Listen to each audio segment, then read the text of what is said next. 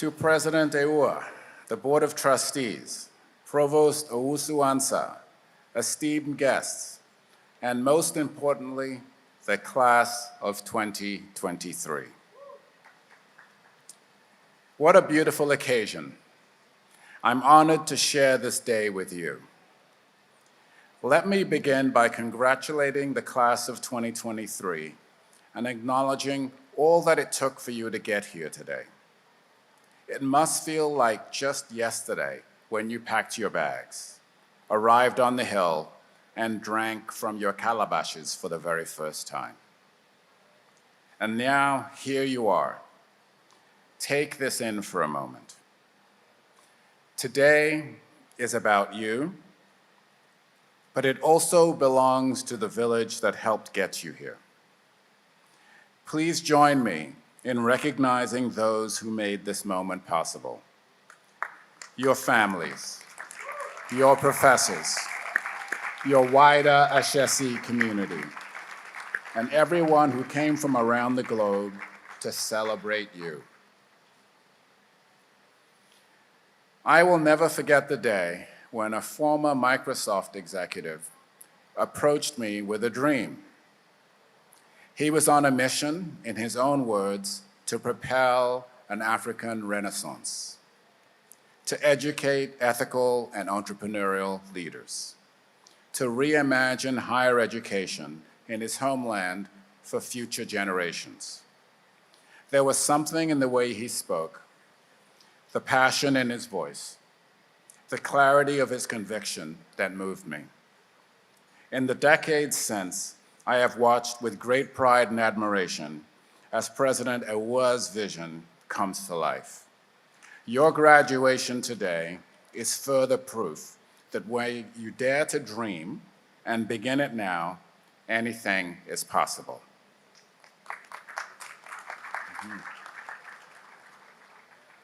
We all know that Ashesi is Akan for beginning.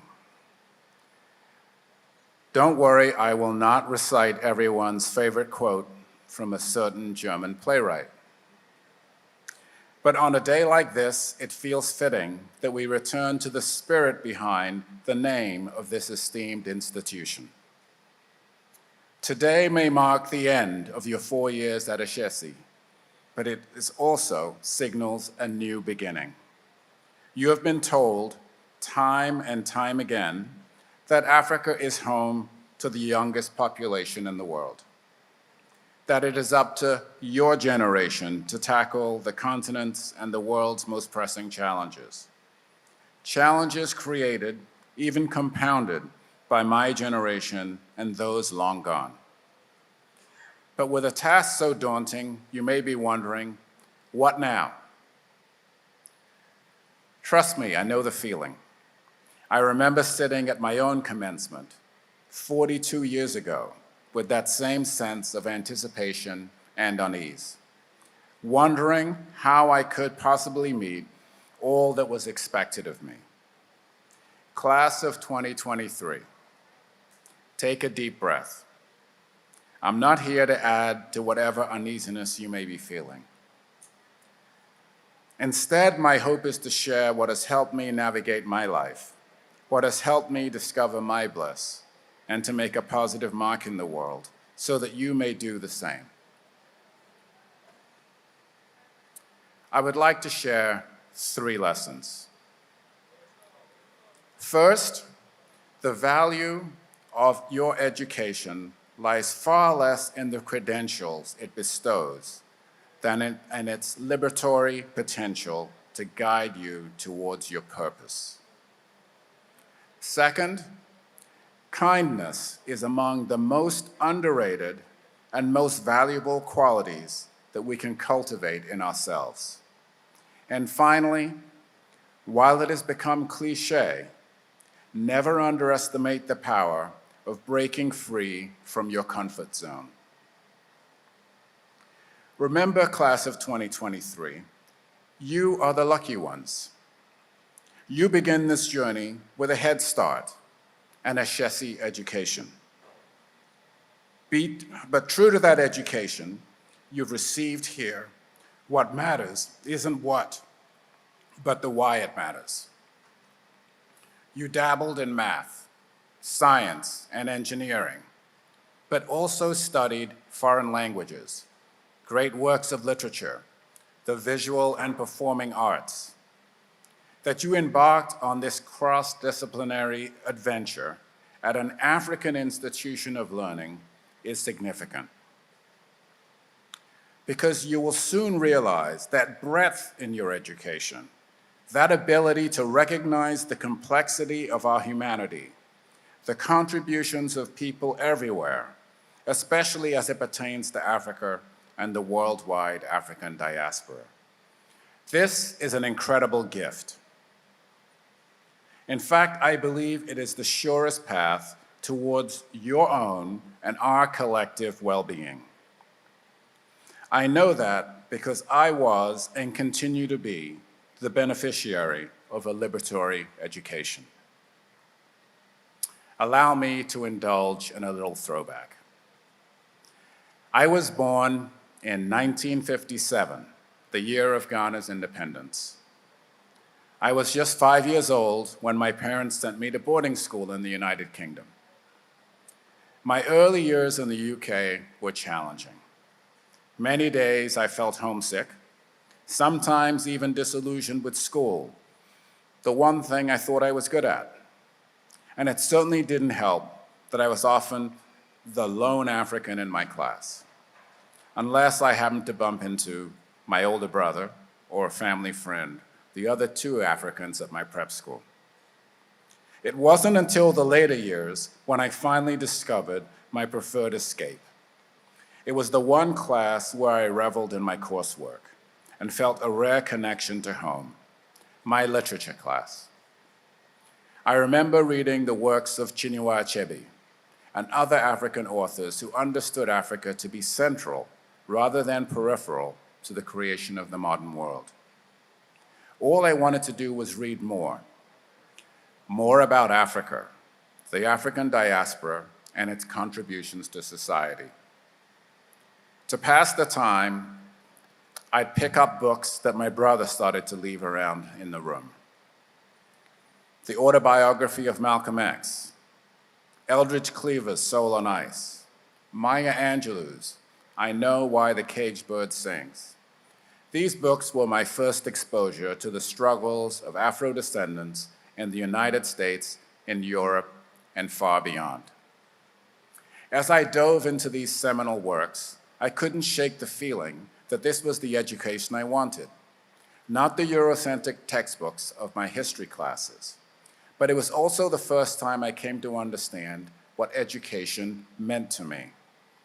I could care less about memorizing the right answers. I cared more about the cause of righteousness, about the tradition of Malcolm X and W.E.B. Du Bois, leveraging my knowledge to make the world a better and freer place for everyone. Of course, I was young, and I did not yet understand my own power. I had expectations to meet, responsibilities to fulfill, parental wishes to respect. My mother wanted me to be a doctor. My father wanted me to take over the family business that he built from scratch. Neither of them had the opportunity to go to university, so they invested everything into their children's education, and mine was the most expensive. Needless to say, making my parents proud was very important to me. But in pursuit of their approval, I soon found myself on an uncomfortable path. I was already in my final year of the British school system and was on track to begin a biochemistry and physiology program that would eventually lead to a PhD. But at just 18 years old, and with the allure of a liberatory education front of mind, I remember thinking, me? A PhD in biochemistry? So I persuaded my parents to let me take a gap year. And then my whole world changed. By sheer chance, I met an admissions counselor from a small liberal arts college in the United States. She had an Angela Davis afro, and was in Ghana to recruit students for Wesleyan University. I had my second aha moment as she spoke of another concept I had never heard of before, a liberal arts education. I was always the type of student who enjoyed a variety of subjects, and the idea of solely studying the sciences in the UK was deeply dispiriting. A liberal arts education where I could take classes in whatever interested me felt like a breath of fresh air. So I applied to Wesleyan, was accepted, and in the fall of 1977, packed my bags for Middletown, Connecticut. My education at Wesleyan gave me the foundation on which to succeed. It gave me the freedom to explore my curiosity, to pursue my passions. But when I entered law school, the legal profession, and later the nonprofit world, I would come to see how a liberal arts education set me apart. I majored in American history, but my coursework in a variety of subjects gave me the interdisciplinary foundation to evaluate everything holistically. No matter the case at my law firm, no matter the challenge we faced at the Ford Foundation, chances were high that I knew something from some class that could give me a head start. Or if I didn't, I knew the right questions to ask. Class of 2023, your Ashesi education is no different. And I want you to know that matters now more than ever. Your generation has heard endlessly about the crises we all face, of inequity, of inequality, of injustice, and of the existential threat of climate change. There is no single solution that will save us all. But I can tell you, as someone who is engaged with these issues at the highest levels of the law and philanthropy, our future depends on people who can think holistically. People who know better than to dismiss the storied past of the African continent and the worldwide African diaspora. People who recognize that our common humanity means there is far more that unites us than divides us. Our future depends on people who can code and understand great works of literature. People who know basic accounting principles and are curious about other cultures and ways of knowing. People who work hard and play hard. I'm sure you know that well, class of 2023. Now, a quality education is just one part of the equation. I studied hard. I wish I could say that was the secret to my success. But the truth is, despite all my efforts in the classroom, I would not be standing before you today with as richly fulfilling a life story to tell if it weren't for the generosity and kindness of others.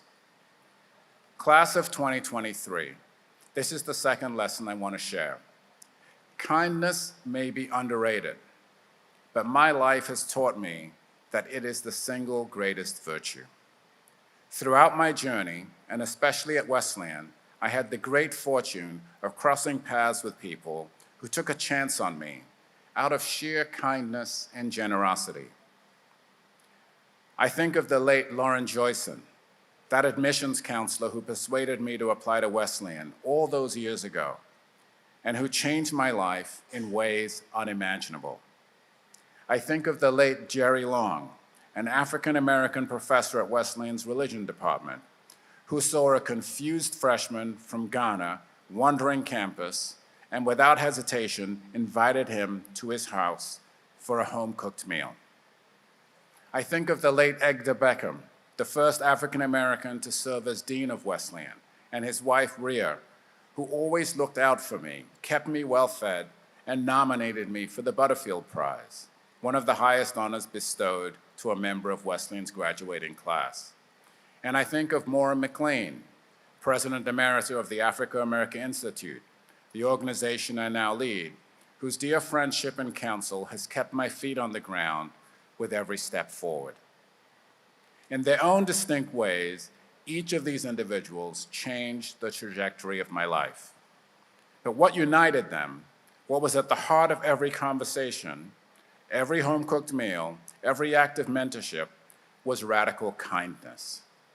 It's no coincidence that these gestures of kindness led me to the deeply fulfilling work I lead today, promoting the development of Africa through education and genuine, widespread liberation.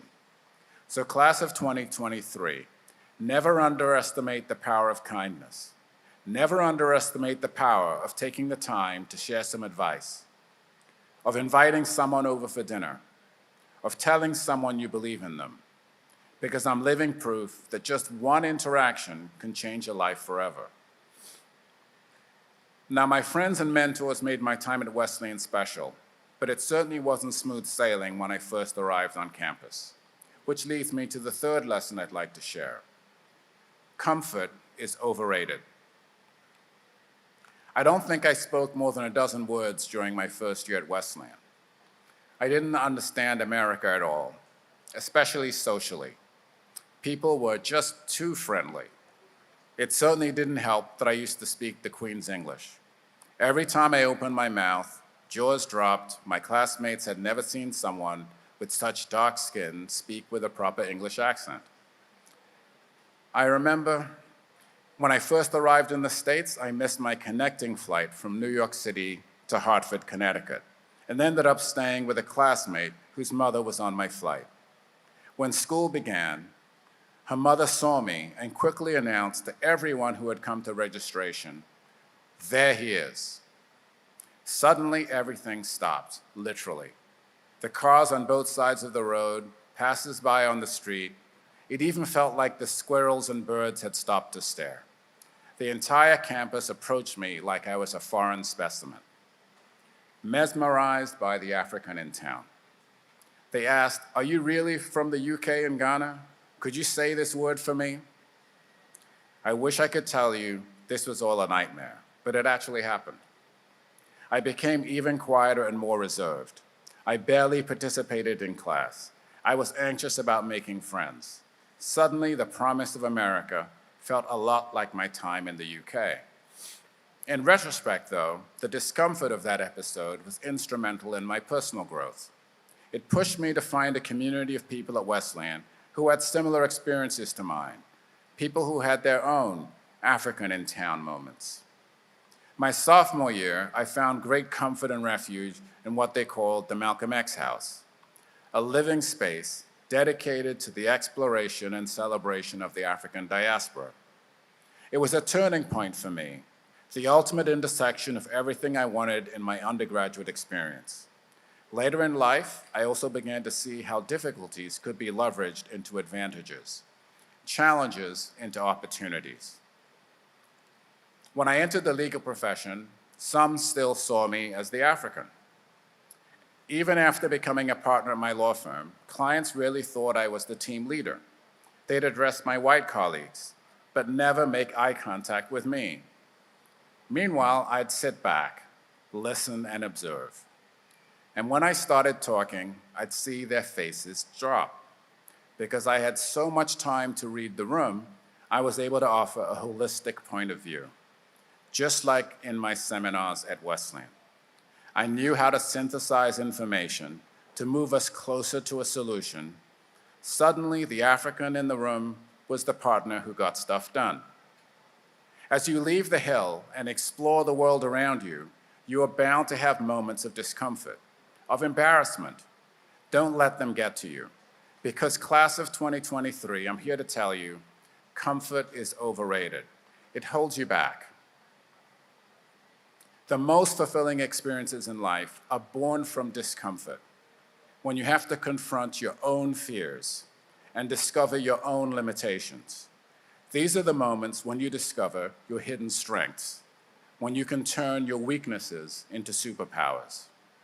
So leverage the liberatory potential of your education to guide you towards your purpose. Don't underestimate the power of kindness or overestimate the power of comfort. I've shared enough advice already, but if I can leave you with one final thought, it's to never lose your sense of purpose. Class of 2023, your futures are bright. You are the privileged few who will make decisions that will move markets, transform communities, and impact the lives of millions. Along the way, there will be distractions, a fatter paycheck, more power, fame. Normally, I'd warn you to stay the course, to never lose sight of your values or your conscience. But that's not something Ashesi graduates need to worry about. I mean, this community is so ethical that you dedicate a day to breaking the rules. And only would Ashesi students break the rules by storming Dean Mahdi's office on Crazy Day with an impromptu dance party. Yes, I've seen the TikTok. What I'm really trying to say is this. I know the demanding curriculum at Ashesi has instilled an impressive work ethic in each and every one of you. You are the types of students who sweat the little details, who will stay in the lab past midnight to triple check your data, who will spend an hour perfecting a paper or an all-nighter fixing code. In turn, you've probably had those moments when you wonder, what's it all for? If it's all really worth it. Maybe it was at the Fab Lab with that breathtaking view of the city lights. Maybe while you were waiting 3 hours for pancakes at Auntie Caro's. We've all had those moments when we can't help but think, what am I doing here? Why did I leave home for this? And yet, class of 2023, here you are today, ready to receive your degrees. You are here because for all those late nights studying, for all those weeks where you were pushed to your limits, you never lost sight of what matters. The next chapter of life isn't much different. You will have to choose those late nights in the office and in the classroom and even at home for reasons that are career-related, personal, or somewhere in between. The class of 2023, when you have those moments, remember those city lights. Remember those pancakes. Remember your Ashesi community, your professors, your classmates, your mentors who supported you, guided you, believed in you, even when you didn't believe in yourself. And remember the purpose that fuels our collective efforts, to make the world better, freer, and fairer for all those who will come after us. I cannot wait to see all that this class will accomplish. Thank you for letting me be a small part of this very big moment. And congratulations to you all for this new beginning.